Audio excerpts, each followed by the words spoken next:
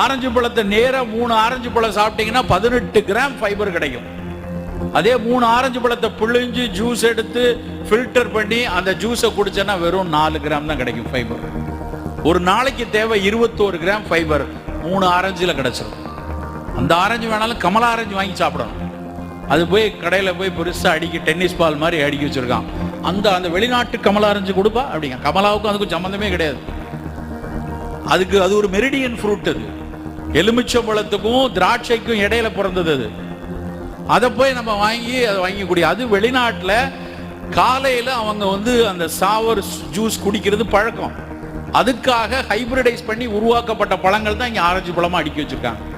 கமலா பழம்னா லேசா ஒரு தொலியை லேசா கிழிச்சு ஒரு உதர்னா பழம் வெளியே விழுந்துரும். அவ்வளவு நார்ச்சத்து உள்ளது. தொலிக்கும் அதற்கும் இடைவெளி அவ்வளவு இருக்கும். அந்த பழம் 3 பழம் சாப்பிட்டா அது உடலுக்கு நல்லது. செழிப்பு.